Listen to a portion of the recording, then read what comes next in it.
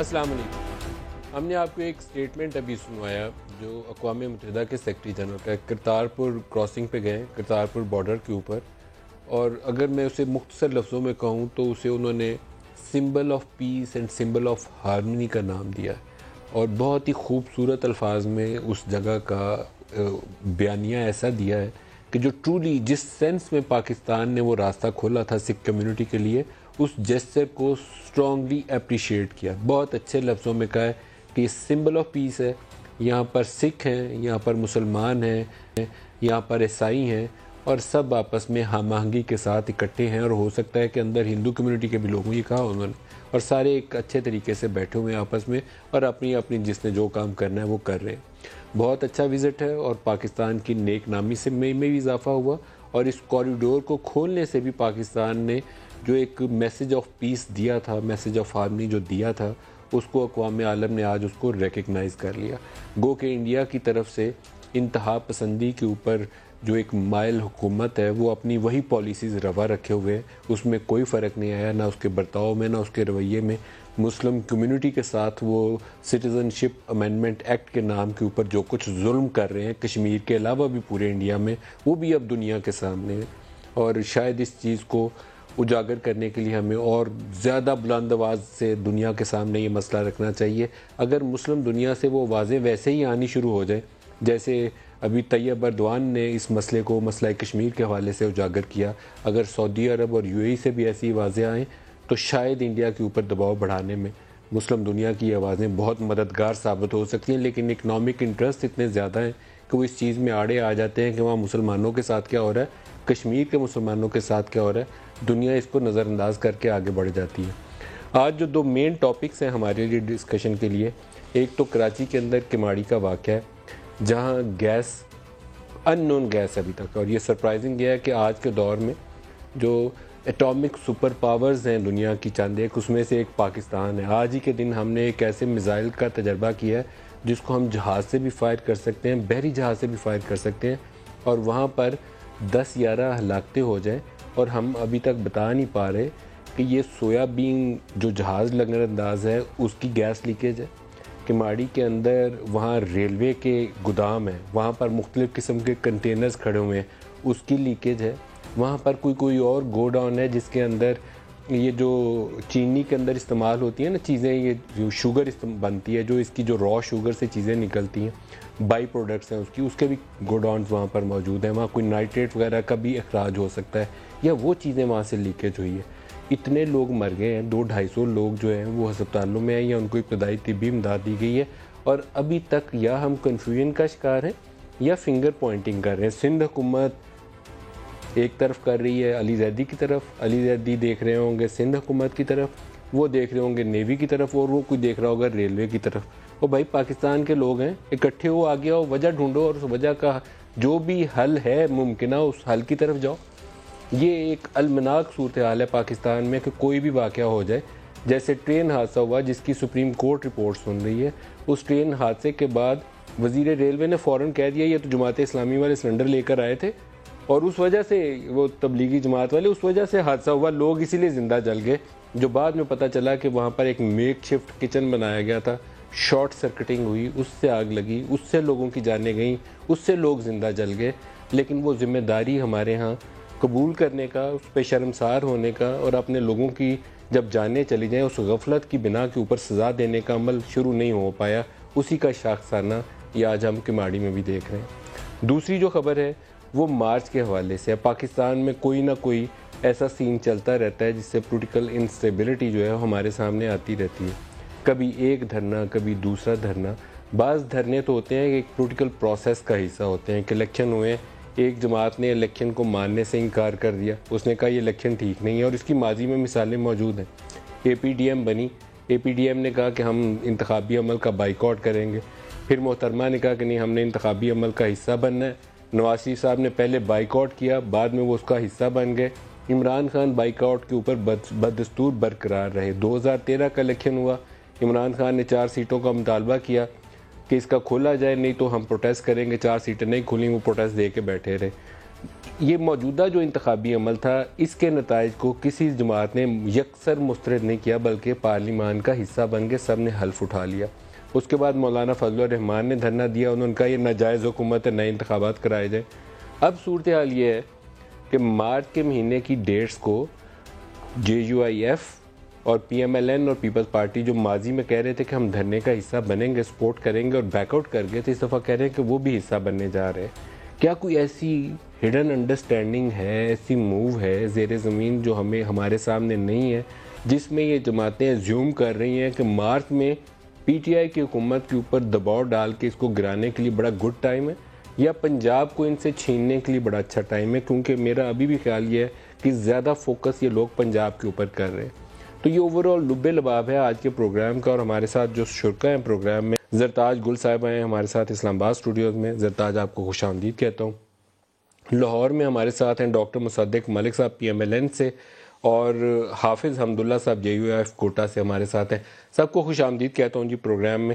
زرتاج پہلے آپ سے کماڑی والے واقعے کا پوچھوں گا، انوائرمنٹ کے حوالے سے بہت سے آپ نے لفافے والا یہ جو شاپر والا ایشو بڑا اچھا کام کیا۔ گیس کو ڈھونڈنا، جب 10-11 لوگ مر جائیں، 250 لوگ آپ کے اس کریٹیکل سچویشن میں ہو، بہت ہی مشکل کام ہے کہ گیس کون سی ہے اور کہاں سے۔ یہ میرے لیے تو یہ بات قابل فہم نہیں ہے، میں نہیں مان سکتا کہ یہ لوگوں کو ہم یہ کہیں کہ ہمیں پتہ ہی نہیں چلا کیا ہو گیا۔ تھینک یو ملک صاحب، thank you for inviting me. سب سے پہلے میں ذرا آپ نے وہ جو اپنے انٹرو میں جو انتونیو گوتیرس جو پاکستان تشریف لے کر آئے ہیں، جو UN سیکرٹری جنرل ہیں، میں ان کے وزٹ پہ بات کرنا چاہتی ہوں۔ آج جب وہ لاہور گئے، انہوں نے ایک لفظ بڑا خوبصورت استعمال کیا، انہوں نے کہا کہ جی یہ جو کوریڈور ہے، یہ جو راہداری ہے، یہ امید کی راہداری ہے۔ ان کے یہ الفاظ کہ مجھے پاکستان سے لو افیئر ہے، اور ان کا پاکستان کو یہ ایکسیپٹ کرنا کہ ان کے الفاظ یہ تھے، پرابیبلی انہوں نے لمس میں یا پھر نسٹ میں جو انہوں نے بولے کہ دس از دا رائٹ ٹائم کہ ہم جو یونائٹڈ نیشنز کی ریزولوشن ہے اباؤٹ کشمیر، ہم اس کی امپلیمنٹیشن کی طرف جائیں۔ اور آپ کو پتہ ہے کہ انڈیا بڑی اس وقت تلملایا ہوا ہے، ریجیکٹ کر رہا ہے۔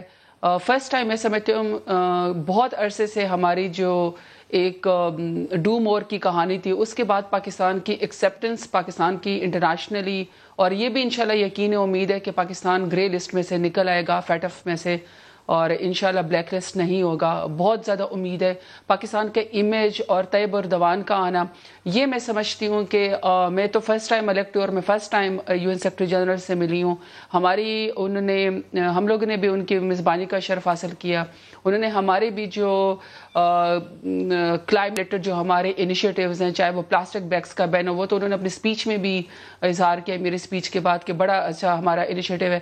میں سمجھتی کہ ان کا ہماری قربانیوں کو ایکسیپٹ کرنا اور ان کا یہ کہنا کہ پاکستان کو انٹرنیشنلی جو ریکگنیشن ملنی چاہیے وہ نہیں ملی ہے، اور ان کا یہ ایکسیپٹ کرنا کہ پاکستان کی قربانیاں ہیں، کشمیر کے کاز کو ہمارا ایکسیپٹ کرنا، کلائمیٹ چینج پہ ہمارے انیشیٹیو کو ایکسیپٹ کرنا، اور ہمارے ملک میں جو ہم 30 سال سے افغان مہاجرین کی کو اس کو ایکسیپٹ کرنا، اور پاکستان کا کہنا ہے کہ مجھے پاکستان سے لو افیئر ہے، کشمیر کے کاز کو ایکسیپٹ کرنا، امپلیمنٹیشن کی طرف، ریزولوشن کی طرف جانا۔ پریکٹیکل آؤٹ کم یہ ہونا چاہیے کہ UN ان افغان مہاجرین کی ریپیٹریشن کے لیے بین الاقوامی امداد کے ساتھ پاکستان کی مدد کرے، کیونکہ ہم غریب ملک ہیں۔ ایگزیکٹلی، ہم نے بہت بڑی تعداد میں ملینز آف افغان مہاجرین سنبھالے ہوئے ہیں، بڑے دل سے سنبھالے ہوئے ہیں، بڑے دل سے سنبھالے ہیں، اور 22 لاکھ لوگوں کو ہم لوگوں نے 30 سال سے میزبانی کا شرف حاصل کیا ہے۔ تو یہ میں سمجھتی ہوں کہ یہ پاکستان کی سفارتی سطح پر ہماری حکومت کی بہت بڑی کامیابی ہے۔ اب میں کماڑی کے اوپر آتی ہوں۔ کماڑی کے اوپر بیسکلی جو سیپا ہے، جو سندھ انوائرمنٹل پروٹیکشن ایجنسی ہے، میں ابھی اس کی رپورٹ پڑھ رہی تھی، وہ لوگ وہاں پہ گئے، ان کا خیال یہ کہ یہ کوئی ہائیڈروجن سلفائڈ ہے۔ آپ نے بالکل ٹھیک کہا کہ عجیب کمال یہ کہ اس گیس کو ہم پراسرار گیس کہہ سکتے ہیں، یہ کوئی سیکرٹ ہی پتہ نہیں کچھ ہو رہا ہے۔ 14 ہلاکتیں آفیشیلی مان گئے ہیں سندھ گورنمنٹ۔ ہائیڈروجن سلفائڈ بھی ہو تو دیکھیے کہ اس کے لیے سپاٹس آئیڈینٹیفائی کرنے پڑتے ہیں۔ میٹر لے کر جاتے اور آپ سیمپل ٹیسٹنگ کرتے. انہوں نے یہی کیا ہے. سیمپل ٹیسٹنگ کے بعد آپ نیرو ڈاؤن کرتے ہیں کہ وہ کون سا علاقہ ہے, اور وہاں پر ریلوے کے گوڈاؤن ہیں, وہاں پر مولیسز ہیں, یہ جو شوگر فیکٹریز کی ہیں اس کے گوڈاؤن ہیں, پھر وہاں پر وہ سویا بین ہے جہاں جہاز لنگر انداز ہوتے ہیں, یا کہیں پہ اس کی سٹوریجز ہیں اس کے گوڈاؤنز ہیں. آپ 3-4 اسپاٹس کو آئیڈینٹیفائی کر کے پن پوائنٹ کر سکتے ہیں ود ان 24 آورس کہ کیا ہوا ہے. نیگلیجنس ہے. میں یہی آپ کو کہنے والی تھی کہ دیکھیں یہ پراسرار گیس کہنا یہ بالکل آپ کا صحیح ہے. It's very unfortunate. Officially Sindh government نے ڈکلیئر کر دیا 14 ہلاکتیں ہو چکی ہیں, اور جو کیمرہ مین بھی وہاں پہ جا رہے ہیں ان میں بھی 2 لوگ ہاسپٹلائز ہو چکے ہیں. ابھی تک وہاں پہ زہریلی گیس ہے, ابھی تک کوئی رسپانسبلٹی بھی لینے کو تیار نہیں ہے. پھر وہی آپ کی والی بات ہے, ان دا اینڈ ہے تو پاکستانی, ان دا اینڈ ہے تو ڈومین تو پاکستان کی. لوگ مر رہے ہیں اور ابھی تک کوئی پتہ نہیں چل رہا کہ ایٹ لیسٹ میں اتنا کہہ سکتی ہوں کہ Ali Zaidi did not jump into the conclusion. انہوں نے کہا ہے کہ جب اس کا پورا انالیسس ہوگا, رپورٹ آئے گی, تب ہم آپ کے لیے منظر عام پہ آئیں گے. بٹ اٹس ویری انفارچونیٹ کہ 14 ہلاکتیں ہو چکی ہیں. اگر سیپا نے بھی اس کی اسسمنٹ کرنی تھی, یہ گودام میں کیا چیز پڑی تھی, کنٹینرز میں کیا پڑی ہوئی تھی, سندھ گورنمنٹ کیا کر رہی ہے, ابھی تک کوئی پتہ نہیں چل سکا. میری ایک زرتاج دلی خواہش ہے کہ وزیر اعظم عمران خان جو ہے کوئی ایسی اگزامپل سیٹ کرے, یا مراد علی شاہ کی حکومت کی ذمہ داری ہے تو وہ اگزامپل سیٹ کریں, یا خود استعفیٰ دے دیں تو یا 4-6 بندوں کو اندر کر دیں, 14 لوگ مر جائیں اور ہم آنکھیں بند کر لیں. یہی کام پرائم منسٹر کی ذمہ داری ہے. اگر کوئی فیڈرل ایجنسی رسپانسبل ہے تو ان کو چاہیے کہ ان کے ہیڈز کو پکڑ کے تو ان کو بولیں کہ جاؤ ندیم ملک صاحب, ایکسپٹ رسپانسبلٹی. مورل اتھارٹی تو ویسے بھی اس شخص کے اوپر آتی ہے جس کی جورسڈکشن میں یہ ہو رہا ہے. تو سندھ گورنمنٹ میں تو اس وقت بھی کسی نے استعفیٰ نہیں دیا جب 37 لوگ ایک رات کراچی کے اندر 12 ملی میٹر بارش سے فوت ہو گئی, کسی نے بھی استعفیٰ نہیں دیا. اور کل جو وہ عزیز میمن ہے, وہ جو ایک لوکل رپورٹر ہے جس کے مائک اور تار سے اس کو گلے میں پھندا لگا کے اس کی لاش نہر سے جو ملی ہے, اور اس کی اپنی ویڈیوز موجود ہے جب اس نے سندھ گورنمنٹ کے بلاول کے اس میں جلسے میں جا کے پوچھا تھا خواتین سے, تو انہوں نے کہا تھا کہ جو ہم سے 6,000 کا وعدہ کیا گیا تھا اور ہمیں 300 روپے دیے گئے تھے, اور وہ بار بار کہہ رہا تھا کہ مجھے تھریٹ ہے. کل جب ایوان میں کھڑے ہو کے تمام میڈیا کے لوگوں نے بائیکاٹ کیا کہ اس کے اوپر JIT بنا دی جائے, تو کل سندھ گورنمنٹ کا اپنے ایٹیٹیوڈ دیکھتے کہ آپ ہماری جورسڈکشن کے اندر دخل دے رہے ہیں. تو آج جب کیماڑی کے اندر 14 ہلاکتیں ہوئی ہیں, 37 لوگ جب کراچی میں بارش میں شہید ہوئے ہیں, تو وہ جورسڈکشن کس کی آج ذمہ واری لینا, تو کوئی نہ کوئی ایگزامپل. یہ ذمہ داری عمران کو بھی اور مراد علی شاہ دونوں کو لینی پڑے گی, کسی دوسرے پہ آپ نہیں ڈال سکتے. ڈاکٹر مصدق ملک, آپ کیا کہیں گے؟ دیکھیے, پہلے تو میں کہوں گا کہ یہ بڑی اچھی خوشائن چیز ہے. میں وہیں سے شروع کروں گا جہاں سے زرتاج گل صاحبہ بات کر رہی تھیں. یہ جو آج یونائٹڈ نیشنز میں ہمیں کوریج ملی ہے, یہ بڑی اچھی بات ہے. میرا ذاتی یہ خیال ہے کہ ہمیں ہندوستان کے سامنے ایک ٹفر سٹانس لینا چاہیے تھا. میں بہت یہ جو ہمارا کوریڈور ہے اس کے حق میں ہوں, لیکن میں اس کی ٹائمنگ کے حق میں نہیں ہوں. جب آپ تقریباً اب 1 سال ہونے کو آ گیا ہے اور ہماری بچیاں جو ہیں انہیں وہاں پہ ان کے ساتھ جو ان کی عزت کے ساتھ کیا جا رہا ہے, ان کے دوپٹے کھینچے جا رہے ہیں, نوجوان بچے مارے جا رہے ہیں, ان کو بند کیا ہوا ہے کشمیر میں, تو میں سمجھتا ہوں کہ ہمیں بہت ٹف سٹانس لینا چاہیے تھا. ہمیں فوری طور پہ ہندوستانی جو ایمبیسی ہے اس کو بند کر دینا چاہیے تھا, ہمیں بارڈرز کو سیز کر دینا چاہیے تھا.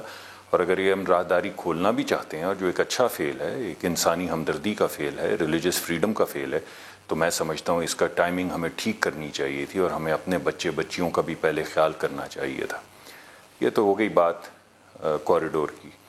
یہ جو آپ نے بات کی ہے دوسری, دیکھیے یہ جو سانحہ رونما ہوا ہے جس میں 14 ہلاکتیں ہو چکی ہیں, یہ پورٹ کے اوپر ہے. پورٹ فیڈرل سبجیکٹ ہے.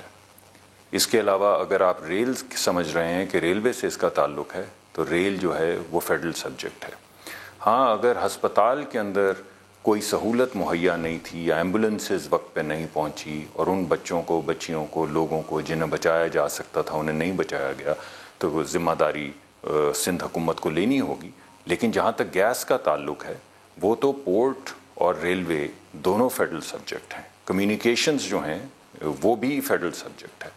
تو آپ تینوں چیزوں کو جوڑ لیں تو سب سے پہلے ذمہ داری جو ہے وہ لینی ہوگی فیڈرل حکومت کو, اور ہمیں بتانا ہوگا. اور یہ اچھا کیا زرتاج صاحبہ نے جو ان کی ٹیم گئی اور وہ اب انالیسس کر کے بتائے گی, اللہ کرے ہمیں کچھ دن میں پتہ چل جائے. لیکن یہ بڑی عجیب سی بات ہے کہ کئی دن گزر گئے ہیں مگر ابھی تک یہ معلوم ہمیں نہیں پڑ پا رہا کہ کیا ہوا ہے. ابھی تو ہم یہی نہیں بتا پا رہے کہ ہوا کیا ہے. یہ ہائیڈروجن سلفائڈ جس کی آپ بات کر رہے ہیں اس کی بڑی بری بو ہوتی ہے, سلفر کی بڑی اسٹرانگ بو ہوتی ہے.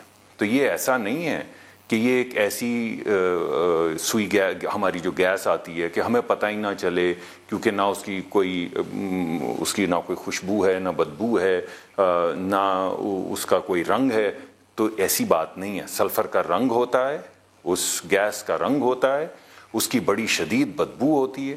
تو ایویکویشن کے نقطۂ نظر سے, پریونشن کے نقطۂ نظر سے, اور یہ پتہ کرنا کہ سلفر کہاں سے نکل رہی, اگر وہ سلفر ہے, ہائیڈروجن سلفائڈ ہے, تو ہائیڈروجن سلفائڈ تو آپ کو 1 منٹ میں پتہ چل جائے گا جہاں پہ بو زیادہ ہوگی کہ کہاں سے یہ لیکیج ہو رہی ہے. تو بڑی عجیب سی بات لگتی ہے. دیکھیں سیپا نے ٹیسٹ کر کے یہ بات بولی ہے, انہوں نے گیس ورک نہیں استعمال کیا, تو we should go by their report. SEPA اگر یہ کہہ رہی ہے کہ ہائیڈروجن سلفائڈ ہے, تو اونلی ایشو از کہ آ کہاں سے رہی ہے, اس جگہ کو پن پوائنٹ کریں اور اس ریسپانسبل ایجنسی کو پکڑ کے ہیڈز مسٹ رول ناؤ. جی ملک صاحب دیکھیے نا, میں بھی یہی کہہ رہا ہوں کہ اگر ہائیڈروجن سلفائڈ ہے جو ہے, ہم اس کو ڈسپیوٹ تو نہیں کر رہے, تو یہ کیسے ہو سکتا ہے کہ یہ پتہ نہ چلے کہ ہائیڈروجن سلفائڈ جو اتنی بدبودار گیس ہے وہ کہاں سے آ رہے ہیں. اس وقت جو نویں جماعت کے سائنس کے اسٹوڈنٹ جو اپنی لیب میں کام کرتے ہیں, ان کو بھی پتہ ہے کہ گندک کی اور سلفر کی بو کیا ہوتی ہے. اس وجہ سے یہ تو اب سوال ہی نہیں پیدا ہوتا کہ ہمیں پتہ نہ چل سکے. تو میں سمجھتا ہوں کہ جتنی جلدی اس کو میں آپ کو ڈاکٹر صاحب ایک چھوٹی سی رپورٹ ہم نے تیار کی ہے, ہاں میں آپ کو وہ بھی دکھاتا ہوں کہ وہاں پہ جو لوگ ہیں ان کا اس کے اوپر کیا کہنا ہے. دکھائیے گا پروڈیوسر صاحب, وہ ہمارے کورسپونڈنٹ نے جو رپورٹ تیار کی ہے. آپ کا یہ رپورٹ ہمارے ساتھی وہاں سے دے رہے تھے. ایک تکلیف دہ صورتحال ہے, میں کسی ایک کو برا بھلا نہیں کہتا, لیکن جو بھی ذمہ دار ہے سارے اپنی ذمہ داری قبول کریں, اور جس ایجنسی کا بندہ ذمہ دار نکلے اس کو فائر پرائم منسٹر صاحب ضرور کریں. کوئی ایک مثال ایسی بنا دیں, وہ ریلوے کا ہو, وہ نیوی کا ہو, وہ کسی اور کا ہو, کنٹینر سروس والا ہو. یہ سندھ حکومت والا ہے تو سندھ حکومت والے کریں, لیکن 3-4 بندے 6 بندے جو ہے فائر کریں, ان کو سزا دیں.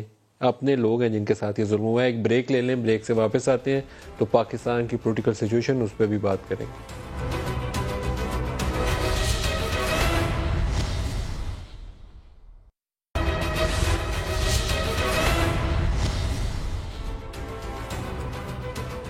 پروگرام میں دوبارہ خوش آمدید کہتے ہیں. حافظ حمداللہ صاحب. جی حافظ صاحب, آپ کو میری آواز آ رہی ہے؟ جی آ رہی ہے. حافظ صاحب یہ فرمائے گا, اب آپ کا احتجاج کا کیا پروگرام ہے؟ کب آ رہے ہیں آپ اسلام آباد اور کب جا رہے ہیں آپ لاہور؟ بسم اللہ الرحمن الرحیم. بہت شکریہ نجیم صاحب. دیکھیں ہماری تحریک جو 25 جولائی 2018 سے اس کا ابتدا اور آغاز ہوا ہے الیکشن کے ایک رگ اور جیلی الیکشن کے نتیجے میں, وہ تحریک آج بھی جاری ہے. آپ نے دیکھا 2 دن پہلے مولانا نے ڈیرہ اسماعیل خان میں بہت بڑے جلسے سے خطاب کی, پرسوں انہوں نے 4 صدا میں خطاب کی, اور 8 مارچ کو بنو میں ایک بہت بڑا جلسہ ہوگا. 1 مارچ کو اسلام آباد میں انشاءاللہ کنونشن سینٹر میں ایک قومی سیمینار یا قومی اجتماع ہوگا, جس میں ہر طبقے کے, ہر شعبہ زندگی سے تعلق رکھنے والے جو سیاست کو سمجھتے ہیں, ملک کو سمجھتے ہیں, بین الاقوامی صورتحال کو سمجھتے ہیں, ملک کی معیشت پر ان کا نظر ہے, اور ناکام حکومت اور ان کی وجوہات اور اسباب, ان کی ذہن اور ان کی دانش کے مطابق جو چیزیں ہیں, ان سب کو وہ بلائیں گے. کنونشن سینٹر میں ایک قومی کنونشن ہوگا 1 مارچ کو, اور 19 مارچ کو لاہور میں ایک بہت بڑا اجتماع ہوگا. لہذا یہ سلسلہ جاری رہے گا, اور یہ تقریباً 18 مہینے سے مسلسل یہ سلسلہ جاری ہے, اور اس وقت تک یہ سلسلہ جاری رہے گی جب تک اس حکومت کا خاتمہ ہوگی. اس حکومت کی خاتمہ 19 مارچ کا جو آپ کا لاہور کا پلان ہے حافظ صاحب, اس کی وضاحت کریں کہ وہ 19 مارچ کا لاہور میں دھرنا ہے, 1 دن کی تقریریں ہیں, یا وہ کیا چیز ہے؟ 19 مارچ کا ایونٹ کیا ہے نہیں لاہور میں؟ یہ نجیم بھائی بنیادی طور پر یہ نہ مارچ ہے نہ کوئی دھرنا ہے, یہ صرف اجتماعات ہے. ابھی 27 فروری کو آپ کراچی میں دیکھیں گے ایک عظیم اجتماع ہوگا، اور غالباً 6 مارچ کو یا 5 مارچ کو آپ ملتان میں دیکھیں گے ایک بہت بڑا اجتماع ہوگا، اور 19 مارچ کو لاہور میں اجتماع ہوگا۔ یہ تقریباً 8-9 بڑے بڑے جلسے ہیں جو ہم اس حکومت کے خلاف کریں گے، کیونکہ یہ حکومت ہے نہیں۔ اور حافظ صاحب، پاکستان مسلم لیگ نواز نے اور پاکستان پیپلز پارٹی نے ماضی میں آپ کا ساتھ نہیں دیا، دھرنے میں آپ کو کہا تو صحیح، آس دلائی، لیکن بعد میں وہ آپ کے ساتھ کھڑے نہیں ہوئے۔ اب وہ دوبارہ کہہ رہے ہیں کہ مارچ میں وہ بھی مارچ کریں گے، تو اب آپ کی توقعات کیا ہیں؟ ابھی جو بات ہوئی ہے ہماری، وہ جماعتیں ہیں جو پی ایم ایل این اور پیپلز پارٹی کے علاوہ جو باقی 6 اپوزیشن جماعتیں ہیں، وہ یہ فیصلہ کر چکی ہے کہ ہم نے یہ اجتماعات کرنی ہے۔ اگر فرض کر لے پیپلز پارٹی اور پی ایم ایل این ان مارچ کا یا ان احتجاجی جلسوں کا حصہ بنتی ہے تو بالکل وہ رابطہ کر سکتی ہے دیگر اپوزیشن جماعتوں کی قیادت سے۔ اس کے بعد اس کا فیصلہ ہوگا اور طریقہ کار کیا ہوگی، کیونکہ جمعیت علماء اسلام یا دیگر اپوزیشن جماعتیں سیاست میں دروازہ بند نہیں کرنا چاہتے۔ ان کا یہ سٹانس نہیں ہے کہ فرض کرے پی ایم ایل این یا پیپلز پارٹی اور ہمارے درمیان کچھ چیزوں میں حکمت عملی کے حوالے سے ہر ایک کا اپنا نقطۂ نظر، اپنا طریقہ کار، لیکن ایک چیز پر سب متفق ہے۔ حافظ حمداللہ صاحب، کیا نواز شریف صاحب سے مولانا فضل الرحمان نے رابطہ قائم کیا اس حوالے سے، یا شہباز شریف صاحب سے رابطہ قائم کیا؟ ایک چیز پر وہ میں بات جواب دوں گا، ایک چیز پر تمام پارٹیاں متفق ہے کہ اس ملک میں جلد از جلد فری اینڈ فیئر الیکشن ہو، اس حکومت کا خاتمہ ہو، کیونکہ یہ چوری شدہ مینڈیٹ کے نتیجے میں یہ حکومت وجود میں آئی ہے۔ جہاں تک آپ نے میاں نواز شریف صاحب اور شہباز شریف صاحب کی بات کی کہ مولانا صاحب کا رابطہ ان سے ہوا ہے یا نہیں ہوا ہے، فی الحال رابطہ نہیں ہوا ہے، نہ میاں صاحب سے ہوا ہے، بڑے میاں سے، نہ چھوٹے میاں سے، کسی سے بھی رابطہ نہیں ہوا ہے۔ اگر رابطہ کرنی تھی، رابطہ کی ضرورت تھی اس حوالے سے، تو یہ دونوں پارٹیاں رابطہ کر سکتی ہیں مولانا صاحب سے۔ ڈاکٹر مصدق ملک صاحب، کیا آپ JUIF کے مارچ کا حصہ بنیں گے؟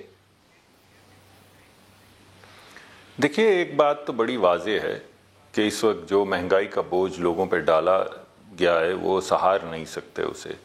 ہماری ترقی کی شرح 6% تھی، اب خود اعداد و شمار جو حکومت دے رہی ہے وہ 2.4% کے ہیں، اور سب لوگوں کا خیال یہ ہے کہ 1.9 یا 2% پہ ہوگی ترقی کی شرح۔ اس کا مطلب کیا ہے؟ جب 1% ترقی کی شرح نیچے جاتی ہے تو 4 لاکھ نوکریاں چلی جاتی ہیں، تو اس کا مطلب ہے ڈاکٹر صاحب یہ 2 مہینے پہلے بھی ایسی صورتحال تھی، آپ لوگ اسلام آباد میں مولانا نے دھرنا دیا تھا اور آپ لوگ پیچھے ہٹ گئے تھے، ساتھ نہیں تھے کھڑے ہوئے۔ اب آپ ایسی نئی چیز کیا دیکھتے ہیں جس کی بنا کے اوپر آپ سوچتے ہیں کہ PMLN سڑکوں کے اوپر مولانا کے ساتھ نکل آئے گی؟ دیکھیے، پہلے تو میں نے ابھی تک کوئی ایسی بات نہیں کی ہے جو آپ ابھی کہہ رہے ہیں۔ میں نے آپ کو نہیں کہا کہ یہ اتفاق رائے ہو چکا ہے کہ ہم سارے اکٹھے نکلیں گے۔ میں تو آپ کو وہ تمام عوامل بتا رہا ہوں جس کی وجہ سے جو میرا تو سوال یہی ہے سر کہ آپ نکلیں گے یا نہیں نکلیں گے؟ جی، ہماری اپنا احتجاج کا میں جو نقطہ نظر آپ کے سامنے پیش کر رہا تھا وہ یہ تھا کہ ہم تو احتجاج کریں گے، تمام جماعتیں مل کے احتجاج کریں گی، اس کے لیے تمام جماعتوں کو بیٹھنا پڑے گا اور یہ کنسنسس ڈیولپ کرنا پڑے گا کہ ہم یہ 3 چیزیں کریں گے، یہ 2 چیزیں نہیں کریں گے، یا اس جگہ پہ ملیں گے، اس جگہ پہ نہیں ملیں گے۔ میں سمجھتا ہوں ابھی تک تو کوئی ایسی چیز طے نہیں ہوئی ہے، لیکن یہ بات واضح ہو چکی ہے تمام سیاسی جماعتوں کی طرف سے کہ مہنگائی کی وجہ سے یا یہ جو نوکریاں جا رہی ہیں بے روزگاری کی وجہ سے، ہر ایک جس کے اوپر ووٹ کا وزن ہے، ووٹ کا بوجھ ہے، ووٹ جو جس کے پاس امانت ہے، وہ ضرور احتجاج کرے گا۔ وہ پارلیمان کے اندر بھی احتجاج کرے گا۔ ڈاکٹر صاحب، PMLN کے اپنے احتجاج کا کوئی پروگرام ہے، کوئی شیڈیول ہے ڈاکٹر مصدق؟ جی، آپ کو بتایا کچھ دن پہلے رانا ثناء اللہ صاحب نے اس کا تذکرہ بھی کیا ہے کہ ہم پروٹیسٹ کریں گے، ہم دیگر پارٹیز کو بھی سپورٹ کریں گے اور ہم خود بھی پروٹیسٹ کریں گے۔ اس کا کوئی شیڈیول ہے آپ کے ذہن میں، کب کیا کریں گے؟ ہو جائیں گے۔ نہیں، ہمارے پاس شیڈیول ابھی نہیں ہے، لیکن ہمارے پاس یہ بڑی واضح بات ہے کہ یہ جو ابھی خاص طور پہ IMF کے ساتھ جو کمٹمنٹس کر رہے ہیں بجلی کی قیمتیں بڑھانے کا، وہ برداشت نہیں کی جائے گی. اس وقت جو مہنگائی کی شرح ہے، جو غریب آدمی نے یا روٹی کھانی ہوتی ہے یا اس نے سبزیاں کھانی ہوتی ہیں، سبزیوں کی جو مہنگائی کی شرح ہے وہ 80% ہے. اس کی وجہ یہ ہے کہ بجلی مہنگی ہو گئی، تیل مہنگا ہو گیا، گیس مہنگی ہو گئی. ڈاکٹر صاحب ایک اور سوال یہ ہے کہ پروٹیسٹ لیڈ کرنے کے لیے عام طور پر پارٹی لیڈر کو لیڈ کرنا پڑتا ہے، تو شہباز شریف صاحب تو فی الحال پاکستان نہ آنے کا ان کے آثار نظر نہیں آ رہے.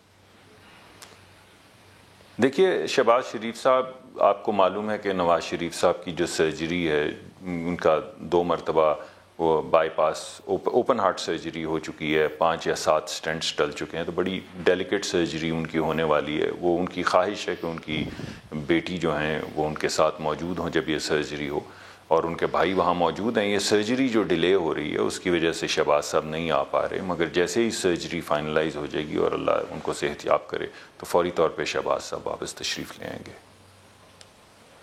زرتاج گل صاحبہ، آئیڈز آف مارچ ہم انگریزی میں پڑھتے تھے، کچھ آئیڈز آف مارچ کا سین تو نہیں ہونے جا رہا؟ ایک تو ڈاکٹر صاحب میں آپ کے ڈاکٹر مصدق ملک صاحب چونکہ بات کر رہے تھے، ایک تو ملک صاحب میں آپ کی انتہائی عزت کرتی ہوں، اور آپ کو پتہ ہے جب مجھے آپ اپنے شو میں بلاتے ہیں میں ہمیشہ آپ کے شو میں جاتی ہوں، اور جو بھی مجھ سے چاہے سخت سوالات بھی کیے جائے، اور جو میرے اپوننٹ بھی وہاں پہ بیٹھے ہوئے جو بھی سوال کرتے ہیں میں ہمیشہ اس کا جواب دیتی ہوں، اور میں بیٹھی رہتی ہوں، کیونکہ آپ میری گورنمنٹ کے اوپر یا ہماری پالیسیز کے اوپر تنقید کر سکتے ہیں. یہ آپ کا بھی، پاکستانیوں کا بھی، سب کا رائٹ ہے، کیونکہ سب سے فیوریٹ جماعت ہمیں انہوں نے اقتدار تک پہنچایا ہے.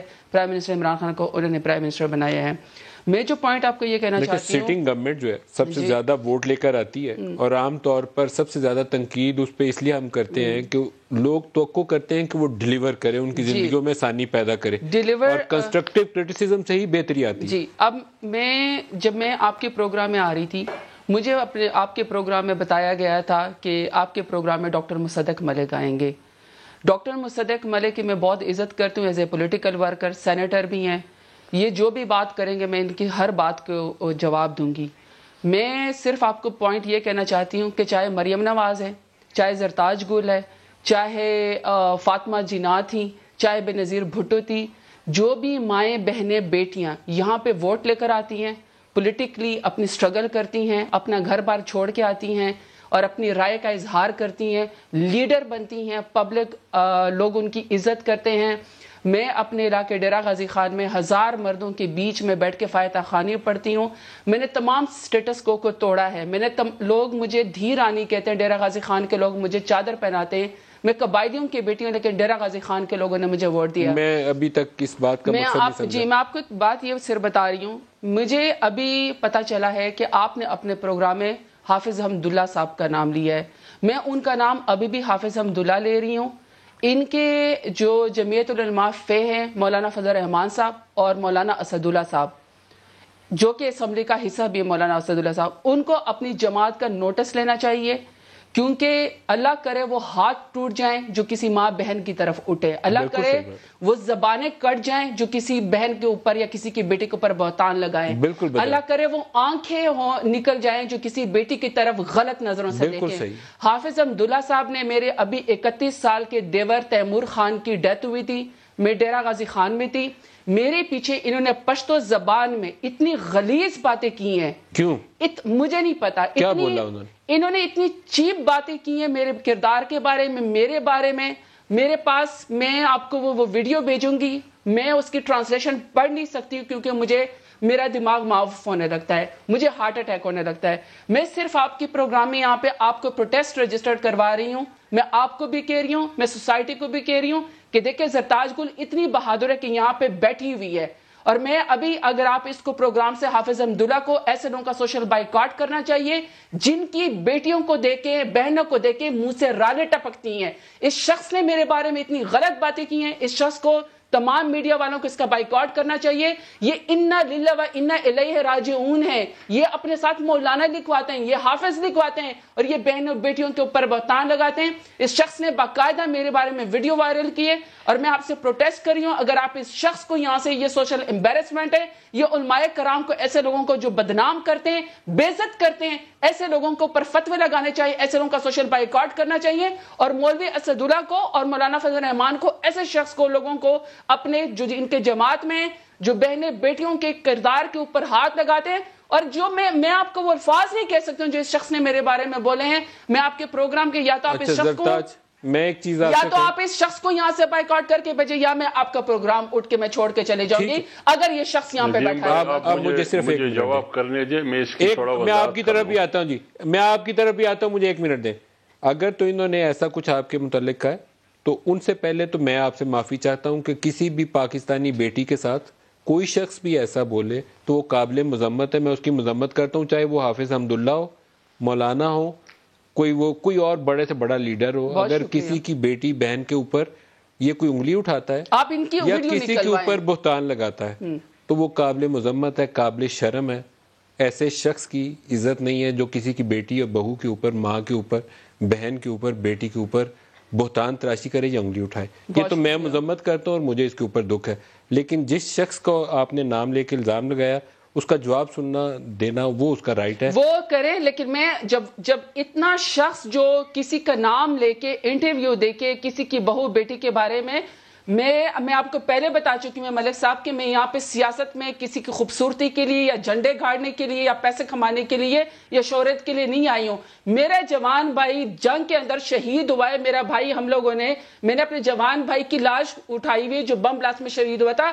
میرے بابا نے کہا کہ میں عمران خان کو وزیر اعظم دیکھنا چاہتا ہوں صرف اس لیے کہ میں کوئی اور شخص, بوڑھا ریٹائرڈ شخص, اپنے جوان بیٹی کی لاش نہ اٹھائے.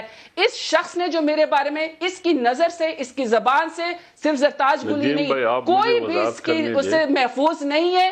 یہ مولانا فضل الرحمان کو اس کا نوٹس لینا چاہیے. اس کی ویڈیو آپ ریکارڈنگ نکلوائیں, میں وہ ٹرانسلیشن کرتے ہوئے مجھے ہارٹ اٹیک ہونے لگتا ہے, میرے نروز خراب ہونے لگتے ہیں. یہ شخص اب ایکسپلینیشن دے گا, میں اس ایکسپلینیشن نہیں سن سکتی ہوں. میں جو اپنا حق رکھتی ہوں, میں نے آپ کو بتایا ہے کہ میرے جوان دیور کا فوتگی ہوئی تھی, اس نے ان دنوں وہ ویڈیو ریلیز کی تھی, میں اس پوزیشن میں نہیں تھی کہ میں جواب دے سکوں. اور مجھے فرسٹ ٹائم پتا چلا کہ آپ کے پروگرام میں ہوا اور آپ کو نہیں پتا تھا. آپ اس کی وہ ویڈیو نکلوائیں, یہ قوم سے معافی مانگے, یہ مجھ سے معافی مانگے, یہ تمام بہنیں, اس کے گھر میں بھی تو بہن ہوگی نا, اس کے گھر میں بھی تو بیٹی ہوگی نا, اس کی بھی تو والدہ ہوگی, پھپھی, خالہ, نانی, کسی عورت نے اس شخص کو پیدا کیا ہے. آج جب یہ مجھے آفر کر رہا ہے ویڈیوز میں, کہہ رہا ہے کہ زرتاج دیکھیں میں کتنا گڈ حافظ صاحب, آپ کو اگر آپ نے ایسے الفاظ زرتاج کے متعلق کہے ہیں تو آپ کو آن ایئر معافی مانگنی چاہیے. آپ کو زرتاج حق ہے, آپ اٹھنا چاہیے. میں اس شخص سے بیٹھی سوشل امبیرسمنٹ ہے, یہ علماء کرام کے نام پہ دھبا ہیں, میری طرف سے دیکھ کے یہ ان کی بےزتی کرتے ہیں تاکہ ہم لوگ نہ آ سکیں. مگر بھی اتنی بہادر ہو کہ میں نے پورا آپ کے پروگرام میں جواب دیا اس شخص کو. میری طرف سے آپ کو, میں خود کہہ رہا ہوں کہ آپ جا سکتی ہیں احتجاجاً, میں آپ کو برا نہیں مان رہا اس چیز کا. زرتاج کو جانے دیں, میں کسی کے ساتھ انفیئر نہیں ہو سکتا. حافظ صاحب, آپ کو اپنی وضاحت کا حق حاصل ہے, اگر آپ نے کہا ہے تو معذرت کر لیں, وضاحت کرنی ہے تو آپ کو. نجیم بھائی دیکھیں, نجیم بھائی میری بات سنیں. بات یہ نہیں ہے, آپ پشتو کو شاید نہیں سمجھتے ہیں. پشتو زبان میں نے کیا کہا ہے, میں نے اس کے بارے میں کون سی بے عزتی کی بات کی ہے. یہ میری بہن ہے, میں اس کو بہن سمجھتا ہوں. میری بھی بہنیں ہیں, میری بھی بیٹیاں ہیں. جو بھی خاتون جہاں بھی ہو وہ ہماری بہن ہے. میں کسی بہن کی بے عزتی کیوں؟ اگر آپ نے ایسے کوئی نامناسب الفاظ زرتاج کے لیے کہے ہیں حافظ صاحب, تو حافظ صاحب آپ کو آن ایئر معافی مانگنی چاہیے. کسی کے ساتھ ایسا بولنا, آپ مجھے بات کرنے دیں, آپ مجھے بات کرنے اگر کہیں مجھے نہیں معلوم آپ نے کیا کہا, میں تو وہ ویڈیو نہیں دیکھا, لیکن زرتاج کا اصرار ہے کہ آپ نے کہے. نجیم بھائی, آپ مجھے بات کرنے دیتے ہیں یا نہیں دیتے ہیں؟ میں وضاحت کروں. آپ بولیے, آپ کو بولنے کے لیے تو سوال پوچھ رہا ہوں, آپ کو, آپ جواب دیجیے. تو اسی لیے میں کہہ رہا ہوں کہ یہ میری بہن ہے, جو بھی خاتون ہے وہ میری بہن ہے. لہذا خاتون کے بارے میں توہین آمیز الفاظ سوچنا یا بولنا, اس کو میں کمینگی سمجھتا ہوں, اس کو میں بے توقیری سمجھتا ہوں. اگر فرض کرے زرتاج بھی اٹھ گئی, ان کو نہیں اٹھنا چاہیے تھا. اگر فرض کرے میں نے جس موڈ میں بات کی، میں یقین سے کہتا ہوں، میں حلفاً کہتا ہوں کہ میں نے اس حوالے سے بات اس طریقے سے نہیں کی کہ خدا نخواستہ میں اس کی تذلیل کرتا ہوں، میں اس کی توہین کرتا ہوں، میں اس بھی توقیری کرتا ہوں. کیوں کروں میں؟ مجھے بیماری کیا ہے، مجھے تکلیف کیا ہے، مجھے پریشانی کیا ہے ان سے؟ پھر بھی اس تمام چیزوں کے باوجود پھر بھی میں یہ کہتا ہوں آپ کی چینل کے تھرو، آپ میرے بھائی ہیں، مصدق ملک بھی بیٹھے ہیں، زرتاج میری بہن ہے، اگر میری ان باتوں سے ان کو دکھ ہوا ہے، ان کو پریشانی ہوئی ہے، میری وضاحت سے ان کو تسلی نہیں ہوتی ہے، میں آپ کے سامنے ان کو دکھ ہوا ہے، ان کو درد ہوا ہے، ان کو تکلیف ہوئی ہے، اس پر میں معذرت چاہتا ہوں، اگر ان کو تکلیف ہوئی ہے. لیکن میں نے اس بنیاد پر بات میں نے وہ ویڈیو نہیں دیکھی، اس لیے مجھے الفاظ کا نہیں معلوم کہ کیا الفاظ ہیں، لیکن وہ بہت بٹر تھی، اس پہ بڑی دکھی تھی اس کے اوپر کہ وہ کچھ انہوں نے مجھے لفظ بولے میں دہرا نہیں سکتا، میں انویئر اس ویڈیو سے، اگر وہ پشتو میں ہے تو شاید میں اس کے الفاظ کا میننگ بھی نہ مکمل طور پہ سمجھ پاؤں. تو لیکن آپ معافی مانگ رہے ہیں تو میرے خیال میں معافی مانگنے پہ وہ آپ کو معاف کر دیں، یہی مناسب ہے، یہی کہہ سکتا ہوں. میں نے آپ کو کہہ دیا کہ خدا نہ خواستہ کوئی ایسا ارادہ نہیں تھا. میں کیوں تسجیل کروں زرتاج کی؟ وہ میری بہن ہے، اگر فرض کرے میری ان باتوں سے ان کو دکھ ہوا ہے تو مجھے اس پر معذرت کرنے میں کوئی قباحت نہیں ہے، اس پر معذرت کرنے میں. آپ کی چینل کی توسط سے اگر میری باتوں سے ان کو دکھ ہوا ہے، ان کو پریشانی ہوئی ہے تو میں معذرت کرتا ہوں. میں کوئی ایسا بندہ تو نہیں ہوں کہ خدا نہ خواستہ میرا کام یہی ہے کہ میں کسی خاتون کی تذلیل کر لوں، کسی خاتون کی بے توقیری کروں. اگر وہ مجھے 4 گالیاں بھی دے بھی میں بے توقیری نہیں کرتا ہوں، ان کی تذلیل نہیں کرتا ہوں. اگر وہ میری توہین کرے پھر بھی میں خاموش رہوں گا اگر ان سے تکلیف. لیکن میرے اس زاویے میں بات نہیں کی ہے جس طرح وہ سمجھتی ہے. خدا گواہ کہ اس زاویے میں ہم نے بات نہیں کی ہے، اس میں کوئی ایسی لفظ بھی نہیں ہے خدا نہ خواستہ جس سے یہ ظاہر ہوتا ہے. فرض کرے پھر بھی اگر اس کو دکھ ہوا ہے، میں نے آپ کو پھر کہا کہ اس پر میں معذرت چاہتا ہوں. حافظ صاحب آپ نے معافی مانگی ہے، یہ قابل ستائش ہے. الفاظ کیا ہیں یہ ابھی تک مجھے معلوم نہیں ہے. وہ پروٹیسٹ کر کے چلی گئی ہیں اور رسول کا تقاضا یہ ہے کہ میں آپ کو بھی یہاں خدا حافظ کہوں گا. میں اس ویڈیو کو دیکھوں گا اور کوشش کروں گا کہ میں اس کے پورے معنی جانوں اور پھر زرتاج سے بھی بات کروں اور پھر میں آپ سے بھی بات کروں. لیکن میں آپ کو یہاں as a matter of principle, یہ اصول کی بات ہے، آپ کو یہاں خدا حافظ کروں گا. حافظ صاحب بہت شکریہ، آپ ہمارے ساتھ رہے. ڈاکٹر مصدق ملک صاحب میں آپ کی طرف آؤں گا. مہنگائی، بے روزگاری کا تذکرہ ہو رہا ہے، یا اس کے اوپر کامنٹ کریں گے یا پہلے میرے خیال میں یہ جو ایپیسوڈ ہمارے سامنے ابھی گزرا ہے اس کے اوپر آپ رائے دینا چاہیں؟ پاکستان میں ایک بات ہی نامناسب سی بات ہے، لیکن بعض لوگوں کے ہاتھ میں بندوق ہوتی ہے، کسی کے اوپر بھی انگلی اٹھا کے ایسا بہتان لگاتے ہیں کہ ان کو شرم نہیں آتی کہ اللہ کو منہ بھی دکھانا ہے انہوں نے. یہ میں حافظ حمداللہ کے لیے نہیں کہہ رہا، یہ تمام جماعتوں کے اندر بشمول نون لیگ، بشمول پی ٹی آئی، بشمول پیپلز پارٹی، سب کے اندر ایک دو ایسے نمونے موجود ہیں جو کسی کی طرف ایسی باتیں کہہ جاتے ہیں جن کو ڈوب مرنا چاہیے. جرنلزم میں ہیں. ابھی حال ہی میں ایک صاحب ہیں، بہت ہی بے شرم ہے، وہ بہت ہی بے شرم ہے. انہوں نے سیکیورٹی کے حوالے سے بعض ایسی خبریں چھاپی تھیں کہ جس کے بعد میں کیا کہوں، میں اس کی زیادہ تفصیل میں نہیں جاتا، لیکن وہ لکھتے ہوئے کچھ ایسی چیزیں لکھتے ہیں کہ جس کے بعد انہیں خود ڈوب مرنا چاہیے. ڈاکٹر مصدق ملک صاحب. جی ملک صاحب، میں بھی کسی حوالے سے کسی ایک شخص کے متعلق بات نہیں کر رہا. میں نے وہ ویڈیو نہیں دیکھی تو میں بھی اس پہ تبصرہ نہیں کر سکتا، اور مجھے بھی پشتو زبان میں نے بھی نہیں دیکھی، اس لیے میں کسی پہ الزام نہیں لگا رہا. جی لیکن دیکھیے وہ ہمارے، اور میں بھی اسی تناظر میں بات کر رہا ہوں جس میں آپ کر رہے ہیں. ہماری پارٹی، پیپلز پارٹی، کوئی اور پارٹی، پی ٹی آئی، میرا جو ایکسپیرینس پچھلے 6 سال سیاست میں آنے کے بعد 7 سال ہو گئے ہیں، 7 سال میں جو میرے سامنے چیز آئی ہے وہ یہ ہے کہ سیاست میں وفاداری نہیں رہی. اور کبھی کبھی میں سوچتا ہوں کہ ہمارے بزرگ جو ہے وہ ہمیشہ کہتے تھے کہ محلے کا جو پان لگانے والا بزرگ ہے وہ پورے محلے کا بزرگ ہوتا تھا، اور بڑے بڑے رئیسوں کے بچے اس سے ڈرتے تھے. کینچا یا وہ کیا بنٹے کھیل رہے ہوتے تھے تو بھاگ جاتے تھے. دیکھ کے ابھی مجھے کسی نے بتایا کہ لاہور شہر میں وہ ایک چاچا تھا پان والا، اسے دیکھ کے بچے بھاگ جایا کرتے تھے.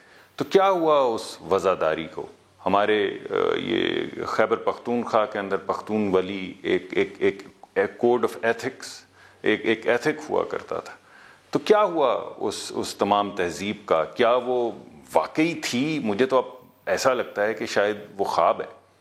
میں پارلیمان میں بھی جاتا ہوں اور اتنی سخت کلامی ہر جانب سے ہوتی ہے اور اتنی کم تعمیری گفتگو ہوتی ہے، اتنے کم بل سامنے آتے ہیں، اتنی کم سپیس رہ گئی ہے جس میں آپ بیٹھ کے لوگوں کے، غریبوں کے دکھ درد کے لیے کوئی بل بنا سکیں، کسی بات کو آگے بڑھا سکیں، کہ اب دل ٹوٹ گیا. میں تو آپ یقین مانیں بہت دل خراب ہوتا ہے، اور جب ایسی بات سننے میں آئے تو اور دل خراب ہوتا ہے. اور میں بارہا یہی کہتا ہوں کہ وہ زبان جو آپ اپنی بیٹی کے سامنے بول سکیں ٹیلی ویژن پہ یا پارلیمان میں، پرسنل نوٹ کے اوپر بہت زیادہ وضاحت لائیو پروگرام میں کرنی نہیں چاہیے. میں پچھلی حکومت میں بھی میں نے فیس کیا فیک اکاؤنٹس بنا کر. میں اپنی ذات کے اوپر اس لیے لا رہا ہوں کہ میں اس وقت حافظ حمداللہ اور زرتاج دونوں کو اس ڈسکشن کو اوائڈ کرنا چاہتا ہوں. پچھلی حکومت میں فیک اکاؤنٹس بنا کر میرے نام سے لوگوں کو میسیجز جاتے رہے، اور وہ مجھے جب 2-3 سینئر لیڈرز نے کانٹیکٹ کیا تو پھر میرے پہ وہ بات کھلی کہ لوگوں نے فیک اکاؤنٹس بنائے ہوئے ہیں، فون نمبرز کے ذریعے میرے نام سے میسیج آ رہے تھے. پھر ابھی موجودہ حکومت کے یہ ایک سرکردہ شخص نے ایک خاتون کا نام لے کر اسے میری دوسری بیوی بنا کر سوشل میڈیا کے اوپر پیسٹ کرنا شروع کر دیا. وہ شادی شدہ خاتون ہے، کسی کے بچوں کی ماں بھی ہوگی، کوئی اس کے بہن بھائی بھی ہوں گے، کسی کی اولاد بھی ہوگی.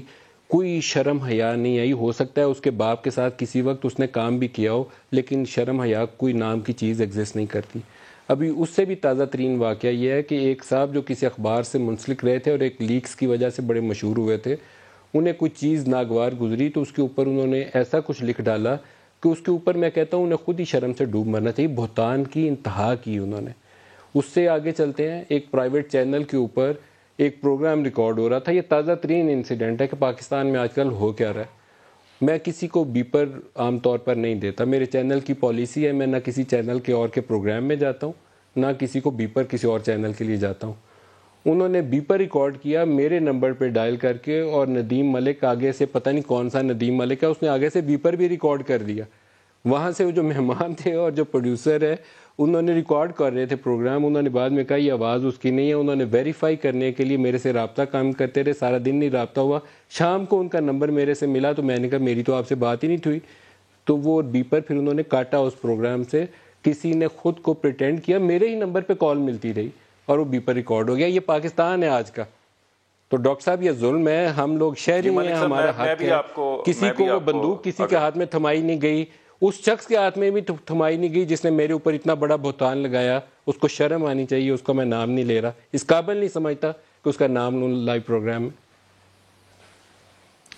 پروگرام یہاں ختم کر دیتے ہیں. میرے پروڈیوسر صاحب کہہ رہے ہیں کہ پروگرام وائنڈ اپ کر دیں کیونکہ بعض لوگوں کی ذاتیات اس میں آ جائیں گی تو میں نام نہیں لینا چاہتا، اوائڈ کرنا چاہتا ہوں. ڈاکٹر مصدق ملک صاحب، زرتاج گل صاحبہ اور حافظ حمداللہ صاحب ہمارے ساتھ تھے. آج کے لیے اتنا ہی، اجازت دیجیے. خدا حافظ.